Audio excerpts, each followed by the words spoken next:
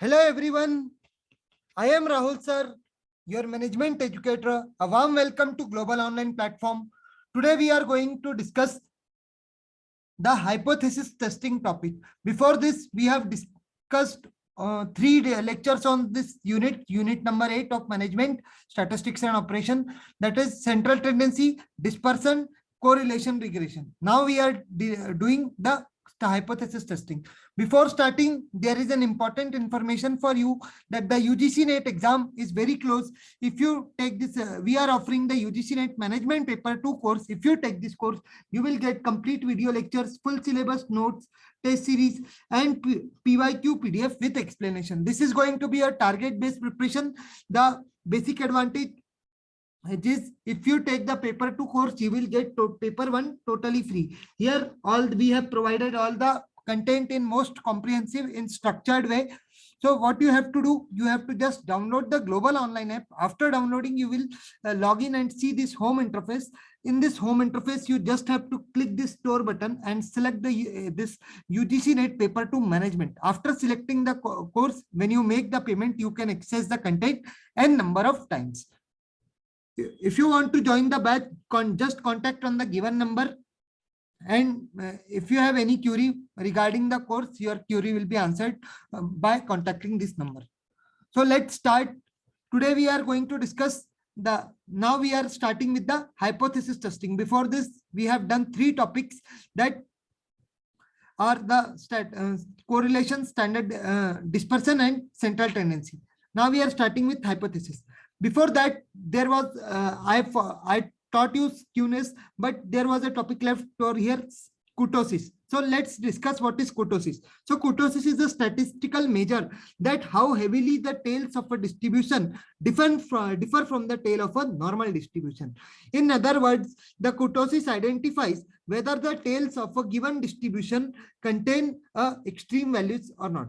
So kurtosis does, it checks that either the tails of the extreme contains the extreme value or not.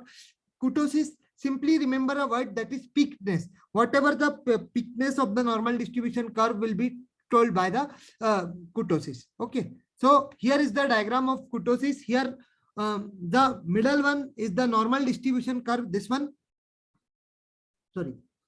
is the normal distribution curve where all the mean, mode, median are equal.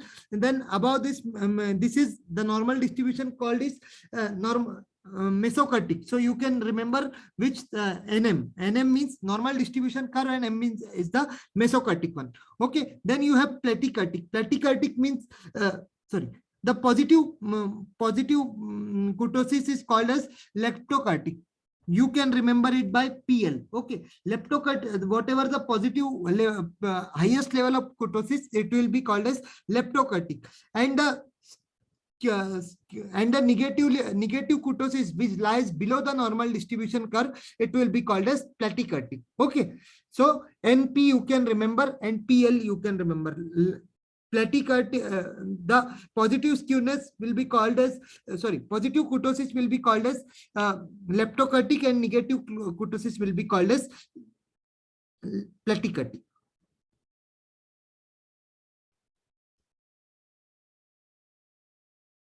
Okay, you can remember here that is PL, positive kurtosis leptokurtic, normal distribution curve mesokurtic, and negative kurtosis means platykurtic. So LAMP is also a mnemonic by which you can remember all these 3 lines.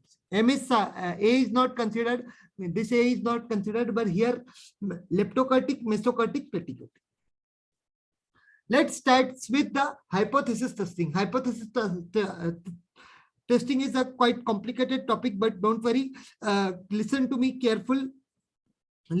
You will be able to understand the tests and all the basic concepts in the hypothesis. So let's understand what is hypothesis. All of you might have studied in this paper 1 research aptitude that hypothesis what? It's just an assumption, a tentative statement which we form while doing the research.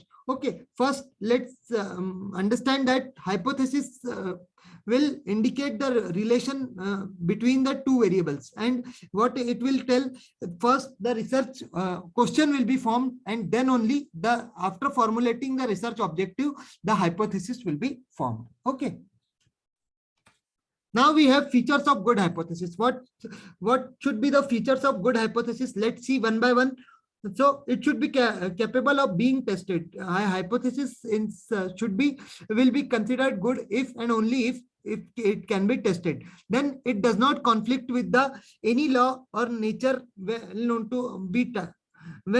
to be true. When hypothesis is true, it should not clash with any type of law or nature. Okay. Then hypothesis should be clear and precise. Though no lengthy hypothesis should not be there. It should be it should be both clear and precise. The hypothesis which we are making should be clear and precise to understand. Then the hypothesis permits the application of deductive reasoning. Deductive reasoning, you all of know, that is, deductive reasoning means whenever we verify a theory, it is called deduction. Okay.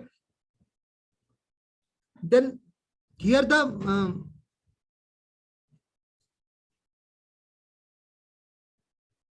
a good hypothesis is showed. A good hypothesis shows. Sorry, it has come twice. A good hypothesis ensures that method is very clear verbalization. The verbalization should be very clear in case of hypothesis. Then methods of the verification under the control of the investigator. Whenever the hypothesis is being verified, it should be under the control of investigator. Okay. Then a good hypothesis guarantees that available tools and techniques will be effectively used for the purpose of verification. Whenever the hypothesis testing is done to verify, it should see, the investigator should check that proper tools and techniques will be applied or not. And then hypothesis should be amenable to testing within a reasonable time. It should not take much time in a testing of hypothesis. It should be done in as soon as possible in a best way. Okay. Then a good hypothesis indicates clearly the role of different variables involved in the study. Whatever the variables are involved, a hypothesis should represent that there is some relation exists in the study or in between the variables which are being studied. Then it is prior to the scientific research. Hypothesis, it's a pivot, means it's a tentative statement which is very much essential in case of a scientific research, and it supports the research objective. Hypothesis should support the research objective, then only it will be called as valid hypothesis. Now let's see, this is the important difference, that null and alternate hypothesis. I will tell in brief because you might have everyone of you know this. When there is no relationship between the variables, it is called null hypothesis, and when the alternate hypothesis, when the relation between the two variables exists, it will be called as alternate hypothesis. Alternate hypothesis has different names like researcher hypothesis and substantive hypothesis. Sorry.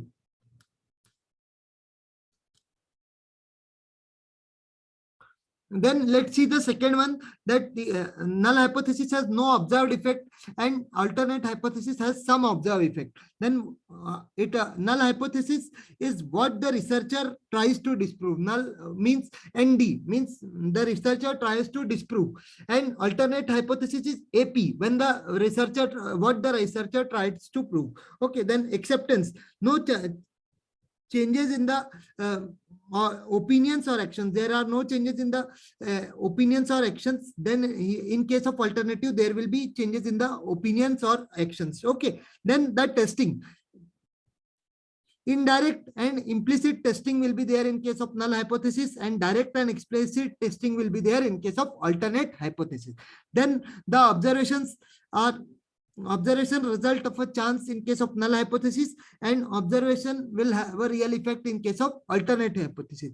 Then it is denoted, null hypothesis is denoted by H0 and alternate is denoted by H1. Then the mathematical formulation, in case of null hypothesis, we will use this sign, equal sign, and in case of alternate hypothesis, we will use unequal sign. Okay, this will be used. Now we have another important concept, that is type 1 and type 2 error. Type 2 type 2 error are very simple to remember. Why people get confused in it? When the hypothesis is right and you rejected it, it will be called type 1 error. Then when the hypothesis was false and you accepted it, it will be what? The type 2 error. Okay. Now let's understand from this chart. It will make you clear. Type 1 error refers to the non-acceptance of the hypothesis which might be accepted. Whatever the hypothesis was right, but you not accepted, you rejected the right hypothesis, so that is what? It's non-acceptance, so it will result in type 1 error. And the type 2 error is what? Type 2 error is the acceptance of hypothesis which ought to be rejected. You have accepted the wrong hypothesis, that will lead to type 2 error. Okay, then type 1 error is lead to false positive, and it type 1 error is false positive and type 2 error is false negative. Okay, then what is it? Third point comes, what is it? So type 1 error is incorrect rejection of null hypothesis, and type 2 error is correct acceptance of false hypothesis. When the null hypothesis was false and you accepted it, it will result in type 2 error. Okay, then it represents, type 1 represents a false hit and type 2 errors represents a miss. Okay, then the probability of committing error, the probability of committing the type 1 error is equal to the level of significance. Remember this point. Sometimes it give you in match the column type question that it is equal to the level of significance type 1 error, and in case of type 2 error will be equal to power of test. Okay, and the symbolic representation of type 1 error is alpha and the symbolic representation of type 2 error is beta.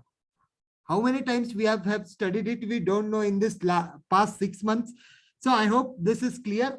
Now we are starting with the hypothesis testing topic. Hypothesis testing is what? It is a type of statistical analysis in which you put your assumption about the population parameter to the test. It is used to estimate the relationship between the two statistical variable. Hypothesis testing is what? It is a method where we try to test that, check that where any relationship exists between the two variables or not. Okay.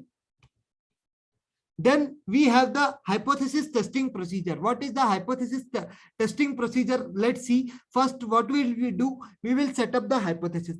First of all, a hypothesis will be set up. Then a suitable significance level will be set up. Then we will determine the suitable test statistics. We will determine the suitable test statistics. Then we determine the critical region. Critical region will be determined, and after it, computation will be done. Then we will make the decision. Decision making will be done. It will be the last step in the hypothesis testing procedure. Okay. So I am repeating because stepwise questions are very much as famous in NTA UGC NET nowadays. So first of all, what we will set up the hypothesis, then we will set up the suitable significance level, then we determine the suitable test statistics, then we determine the critical region, then we perform the computation, and at last we will make the decision. Now see, let's difference between one tail and two tail test. Earlier before this we have seen that null and alternate hypothesis and the type 1 and type 2 error. Now here we are starting with the one tail and two tail test. One tail test is a statistical hypothesis test in which alternative hypothesis has only one end. It is known as one tail hypothesis. When the alternative hypothesis has only one end, a particular dimension is mentioned, a particular direction is mentioned, it will be called as one tail test. In case of two tail test, a significance test in which the alternative hypothesis has two ends is called two tail test. Whenever there will be one end, it will be called as one tail, and whenever two end will exist, it will be called as two tail tests. Okay, then the one tail test will be directional, and the two tail test will be non-directional. Okay, then the region of rejection will be either left or right, but in case of two tail direction, you have both left and right can be the region of rejection. Okay, then one tail test determines if there is a relationship between the variable in single direction. Where the relationship exists between the variables in a single direction, we check in one tail test, and in case of two tail test, we check that if there is a relationship between the variables in either direction, in either any of the either forward or backward direction, which among these two where the relationship exists, we try to find in case of two tail test. Okay, then the result of the null one tail test is greater or less than the certain value. The hypothesis, the result of the test will be, in case of one tail test, it will be greater or less than the certain value, and in case of two tail test, it will be greater or the less than the contain range of values. Range of values will be there. It will be lesser.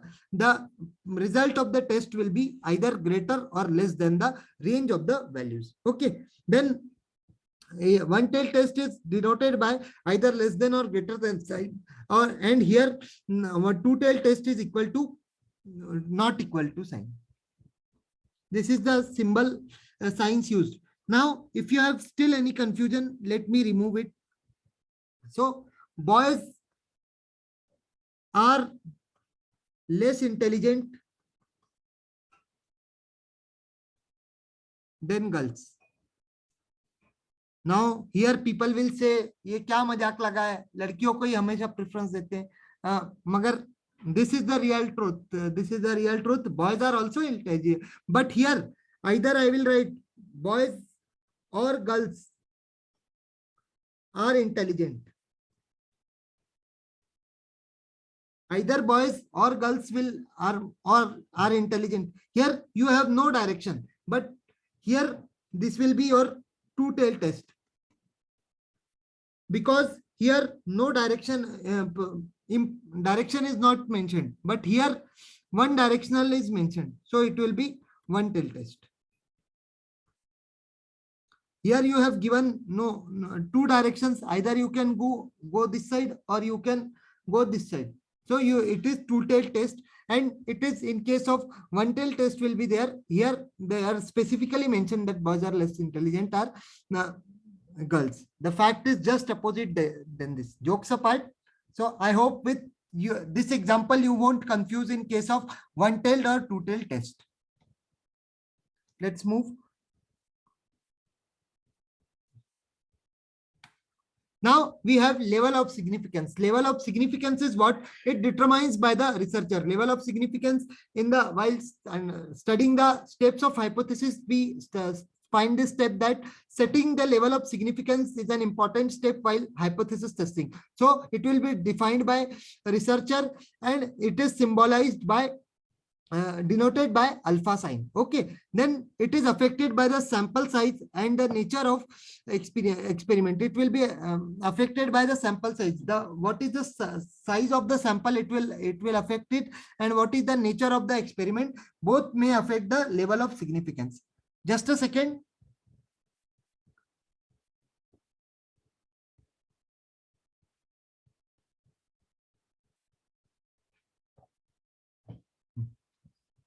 Let's see. Common levels of significance are 0.5, 0.01 and 0.001. These are the common levels of significance. Then level of significance, what it does, level of significance indicates the probability that the researcher made an error in the rejecting the null hypothesis. कितने chance है कि आपका null hypothesis reject होगा, it will be determined by which one, which it will be determined by the level of significance. Okay. Now we have some terminologies are starting, so be attentive. The critical region. Critical region is what? Critical region is the value, is the region of the values that corresponds to the rejection of the null hypothesis at some chosen probability level. At some chosen probability level, it will indicate some values, region of values where there is a chance that the null hypothesis will be rejected. Okay, the shaded area under the student t distribution curve is equal to the level of significance. The shaded area which is under the student tree distribution will be the level of significance. Okay, when the critical values are evaluated, and thus obtained from the student's t table or another appropriate table, if the absolute value is of the t statistics is larger than the absolute value, then the t in the critical region, then the t is the critical region. Okay, so one-tailed or two-tailed tests are used here. Okay, then the statistical test used will be either one-tailed or two-tailed depending upon the it. Now, if you see this diagram here, the portion which is in this color, this portion is called as the critical. Whatever the values will come here, it will be called as the critical region. This whole region, this will be all these things, this will be covered in the critical region. Okay, we have discussed the critical region. Now we are dealing with the critical value. Critical value defines the region of the sampling distribution of the statistics. These values play a role in both hypothesis tests and confidence intervals. The critical values have both an important role in hypothesis testing and determining the confidence interval. In hypothesis testing, the critical values determine whether the results are statistically significant. To check that this critical values are determines that whether the results are statistically significant or not. For confidence interval, they are helped to calculate the upper and the lower limit. For the confidence intervals, these critical values helps to determine the upper and the lower limits. Okay, if this condition is very important. If the absolute value of your test statistics is greater than the critical value, you can declare that the statistical significance and reject the null hypothesis. Then you can declare that the statistical significance exists and you can reject the null hypothesis. I hope the concept of critical value is clear. So whatever the values were lying here, just a second. Whatever the values were in this region, suppose at this point, whatever the values will be there, it will be called as critical value. Okay. And this region, the tails of the normal distribution curve, beyond that line area, it will be called as critical region. Okay. That means the region of rejection. Now we have standard error. Standard error, the standard error of the mean or simple standard error indicates how different the population mean is likely to be from the sample mean. It's a standard error simply means that it tells that how the population mean is likely to be different from the mean. The difference between the sample and the population mean is called as standard error. Okay, it tells you how much the sample mean would vary. How much the sample mean would vary if you were to spread. You will repeat the study between the two new sample from within the single population. Suppose you have this is your population and this is your sample. Here the difference between, if both two are different, it will be termed as standard error. Okay, what will be whatever the difference will be there among this, it will be termed as standard error. Okay.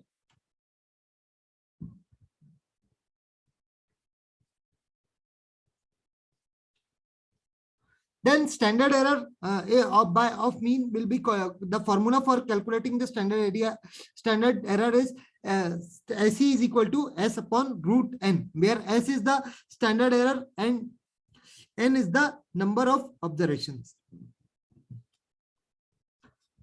Now the next one is the probable error. Probable error is used to test the probability of the correlation coefficient. Okay, the probable error is used to test the validity of the correlation coefficient. The probable error of the coefficient of correlation is an account which if added or subtracted from the mean correlation coefficient produces the amount in which the chances are chances are even that the coefficient of correlation from the series selected randomly will fall. I hope some. Okay, that's right. I was thinking that is there any mistake or in this definition. So I hope this probable error, just you have to keep the formula is in mind. It will not be asked conceptually. Mainly the formulas are asked. So probable error is what? 0.6745 is there. Till 3 decimal we have to remember. 0.674 into 1 minus r square upon root n. Okay. Here r is the correlation coefficient of the pairs of observations for any random samples, and n is the total number of observations. Now we are starting with the tests. Now here the difference is just take a break. It will be helpful for you because you might be listening from longer time.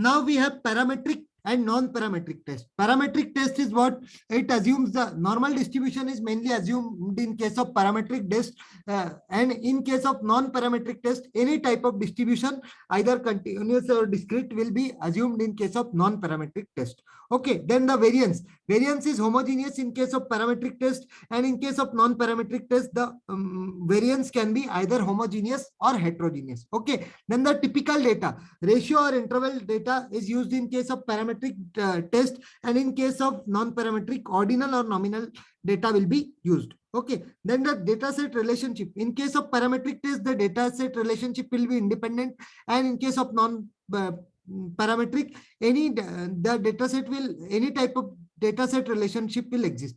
Okay, then uses of which central tendency measure is used. In case of parametric test, mean will be used. In case of parametric test, and in case of non-parametric, median will be used. Okay, then benefits. What are the benefits of parametric test? It can draw more conclusion. Parametric test can draw more conclusion, and in case of non-parametric test, simplicity and less affected by outliers. The simplicity will be there and it will be less affected by outliers. Now here comes what is the classification, what type of test comes in which test. So here the parametric test, we have paired t-test, unpaired t-test, then Pearson correlation, and one-way analysis of variance, which is ANOVA. In case of non-parametric test, this is Wixon rank sum test, then Mann-Whitney test, then Spearman's correlation and Kushkel-Wallace test. These are all non-parametric tests. Okay, because sometimes either it can be asked in match the column, or in case of odd one out, or identify which among the following are parametric or non-parametric tests. This type of question can be asked from here. So you also have to keep in mind the difference between, because such comparison charts, you may be thinking that why sir brings so many comparison charts. The motive behind the bringing the comparison chart is that in charts we can get a lot of things cleared, which may help in statement type or a single type of question. Now let's understand what is chi-square test. Chi-square test is a statistics test that measures how the model compares to the actual observation data. Okay, how a model is compared to the actual observation data. The data used is calculating a chi-square statistics must be random, raw, mutually exclusive, drawn from the independent variables. Okay, the data, thus while calculating the chi-square testing, the sample should be drawn in a random variable and mutually exclusive way from the independent variables, and drawn from the large enough sample. The sample size in case of chi-square test will be large. Okay, for example, the results of tossing a fair coin. If a coin is tossed, either you will get a tail or head. Okay, so it meets this criteria.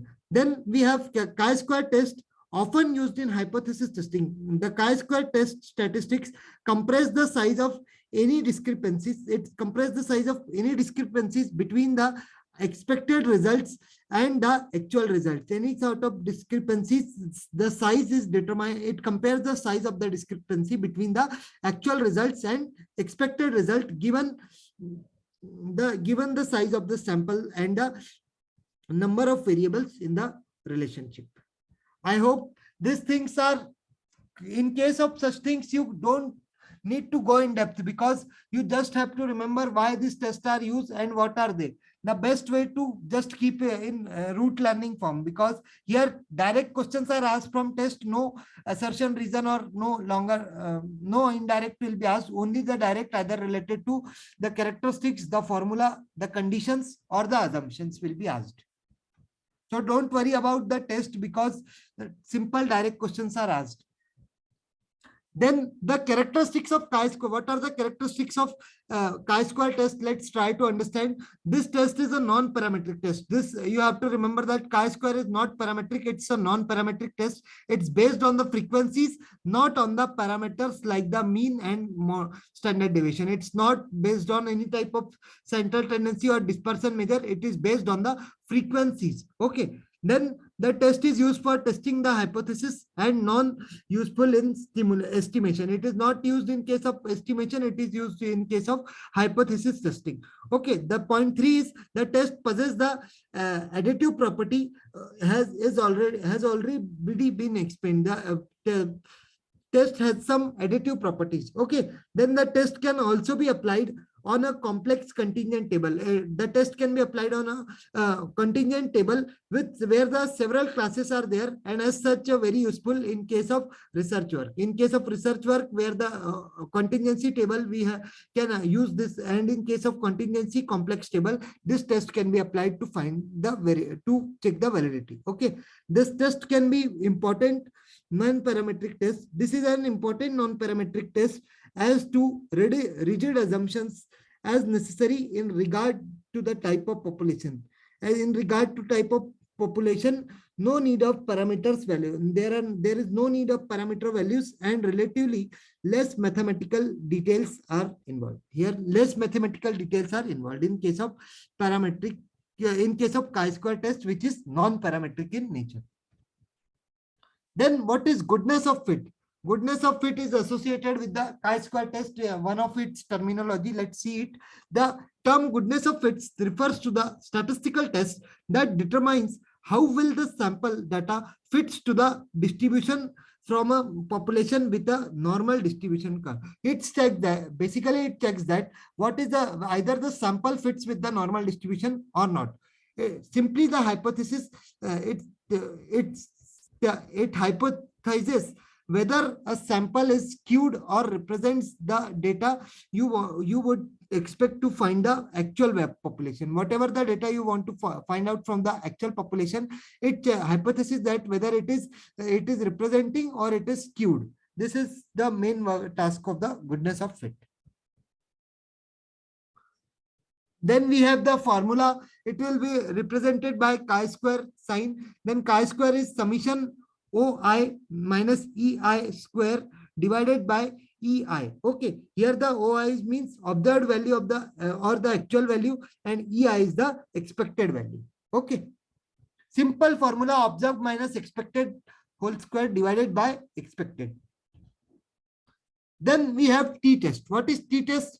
Let's study. T-test was given by Karl Gosset. Okay, remember this. It is also called a student t-distribution, because sometimes NTA changes the names to confuse us.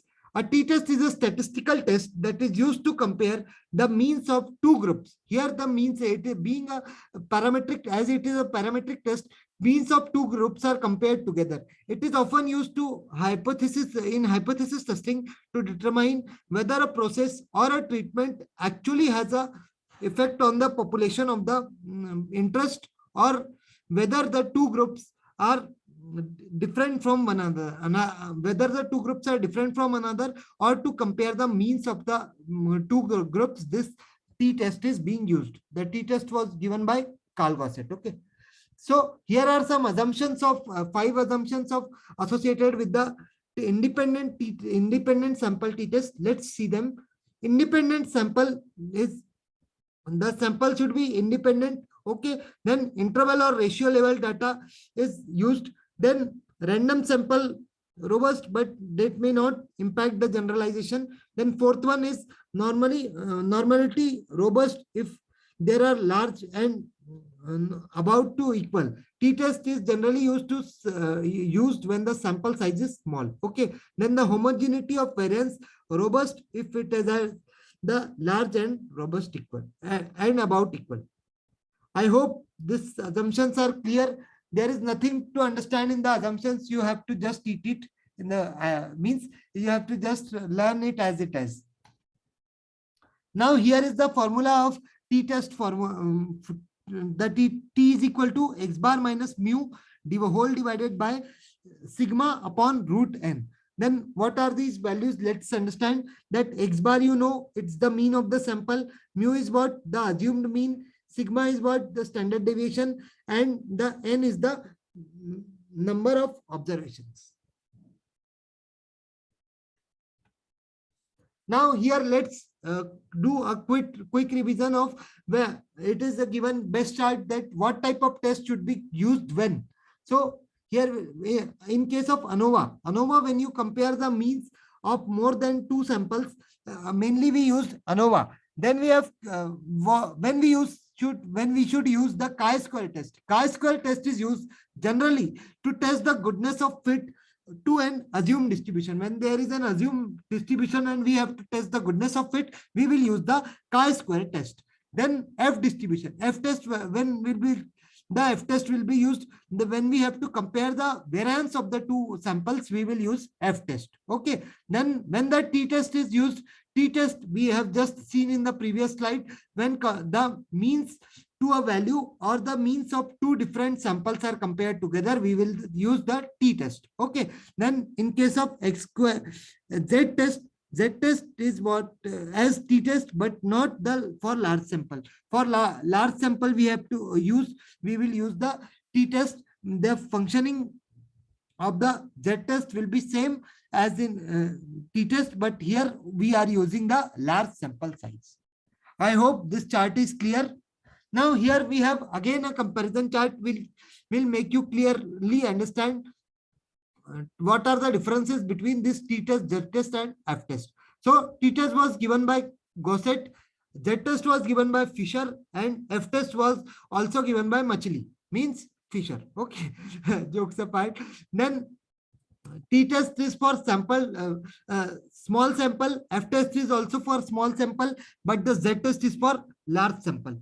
Okay, and then we have the third one. The third point, what does it say? Population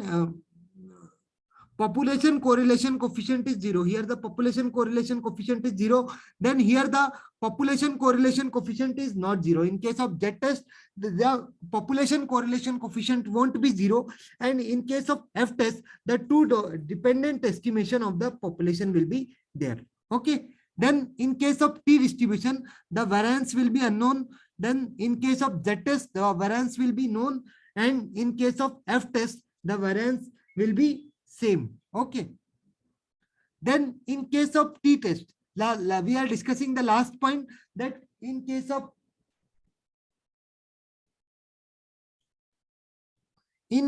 multiple regression with the individuals, when we have the multiple regression with the 3 individuals are there, we will use the t-test. And in case of f, when there is no such condition in z-test, in case of f-test, we will test for the overall significance. When we have to test the overall significance, we will discuss the z-test. Sorry, we will use the f-test. Then what is f-test? We have already seen that it is a test which is used for f-test statistics to check whether the variance of the samples or the population is equal to same values. Okay, this was the f-test. We have already seen twice in the charts. I hope it's not necessary that I should tell here in again. It will waste our time. Then let's see what are the characteristics of F distribution. What are the characteristics of F distribution? Let's see that there is a family of, it is a family of F distribution. Acha ji. Then each member of the family is determined by two parameters, the numerator and the degree of freedom and the denominator degrees of freedom. Okay, then f cannot be negative. The value of f will not be negative. It's a continuous distribution. It will be a continuous distribution. The f distribution is positively skewed, and the last one is the value ranges from 0 to infinity. The values will relate to range from the 0 to infinity. As f is infinity, the curve approaches to x-axis. Whenever the value is equal to the infinite value will be there, the curve will approach to the x-axis. Then we have the z-test. Z-test we have already discussed in the chart. It refers to a univariate statistical analysis used to test the universal statistical analysis, where what you will do, you will test the hypothesis that the population from the two independent samples that differs greatly. Whenever the two samples differ greatly and the sample size is large, here you will apply this univariate test to and that sample should be independent. Okay, it determines to what extent the data point is away from the mean. How much the data points are away from the mean, it will determine the determined by using the z-test, and here the standard deviation is used. Okay, let's see its assumption. What are the assumptions of z-test? All the sample observations are independent. Here all the sample observations are independent. Then sample size should be more than 30, means the sample size should be greater. Then third one is distribution of z is not normal with mean 0 and variance. The distribution of z should be is normal, means normal distribution is used. Then the formula of z-test. What is the formula for this z-test? Is x minus mu 0 whole divided by sigma upon root n.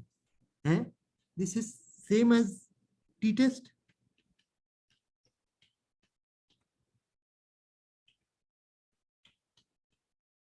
No, it's little bit different. Then,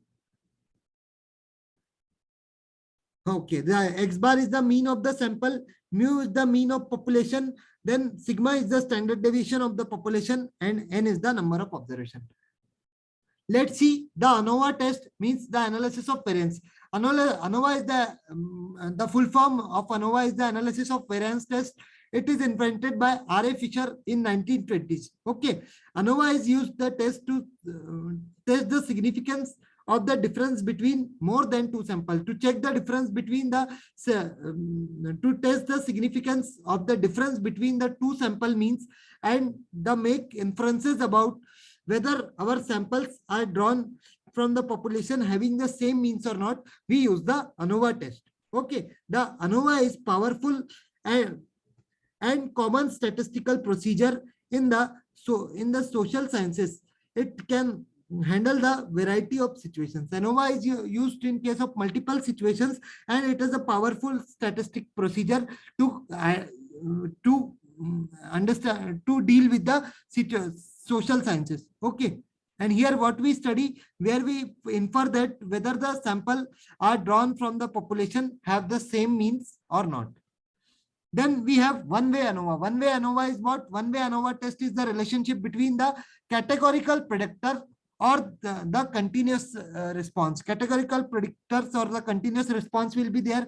When in case of standard, here we'll check whether there is a equal variance between the groups of the categorical features with respect to continuous response. Here we will check that whether the equal variances between the groups of the categorical feature has the continuous response or not. And the point 3 indicates that if there is an equal variance between the two groups, it means that the feature has no impact on the response and cannot be considered as a model training. It cannot be considered as a model training if there is no impact on the response whenever the equal variances are there.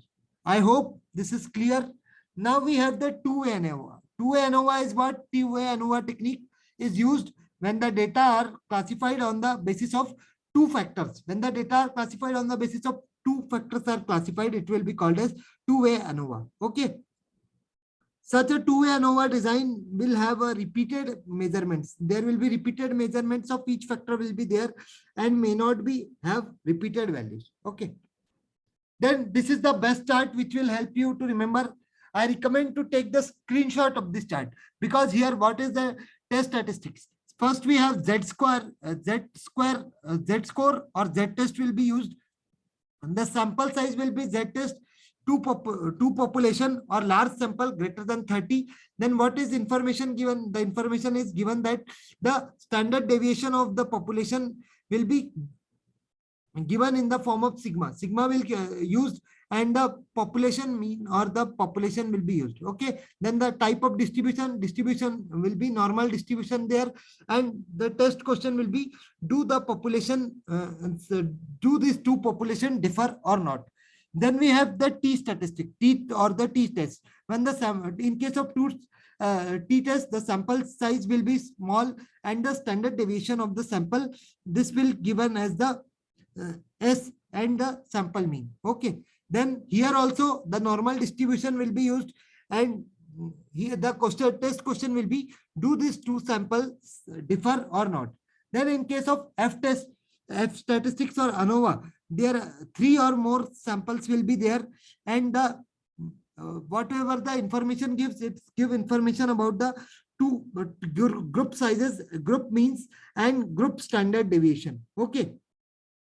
Here the normal distribution will be used, and do any of these three or more sample differ from each other or not. Then we have the chi-square test. Chi-square test means what? Here also there will be two samples, and what is information is given that the number of information for each categorical variable is there, and here any sort of distribution will be used. Why? Because chi-square is a what? It's a non-parametric test, and here are these two categorical variables are independent. The two categorical will be variables will be independent. So that was all about your hypothesis testing. I went fast. I have taught fast because this was a crash course, and these things there is nothing not that much to understand. You just have to memorize the concepts. I hope the video you might have liked the lecture. If you like just hit the like button. Thank you. We will meet in next video.